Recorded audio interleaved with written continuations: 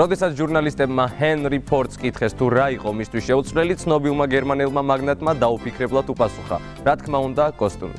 დიახ, როგორც ფრანგი მოდელიორები ირწმუნებიან, მომხმარებელთა რეიტინგში ჯინსის შემდეგ უკვე რამოდენიმე ათეული წელია კოსტუმი ბატონობს. ის ყოველთვის გეხმარებათ ექსტრავაგანტულ ქცევასა და საკუთარი თავისადმი რწმენაში, მაგრამ კოსტუმის ერჩევასაც თავისი რეცეპტი სჭირდება. მაესტრო დაგეხმარებათ სწორი არჩევანის გაკეთებაში.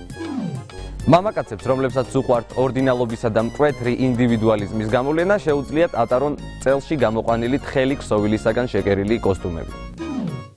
ისინი, ვინც საკუთარ თავში ჩაკეტილნი და უკარებები არიან, შეუძლიათ ატარონ გრძელი, მუქი ფერის ვიწრო საყელოიანი პიჯაკები.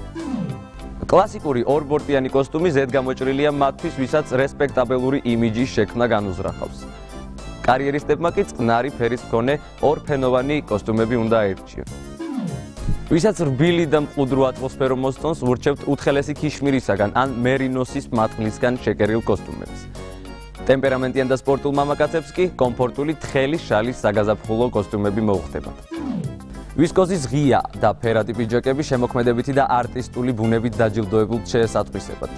შავთმიანმა მამაკაცებმა უნდა აერჩიონ ღია, ცივი ელფერები, რაც შეეხება წაბლისფერ-თმიანებს კი მათ უფრო მქრალ რძისფერ პიჯაკებს ურჩევდით. მუქი ლურჯი კოსტუმი განკუთვნილია საკუთარ თავში დარწმუნებულ ორიგინალურად მოაზროვნე პერსონებისათვის.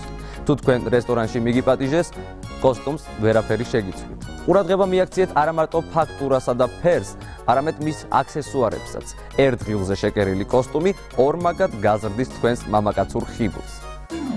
კოსტუმი დღესაც მყარად დგას მამაკაცური მოდის ჰიტ-პარადის ლიდერთა შორის.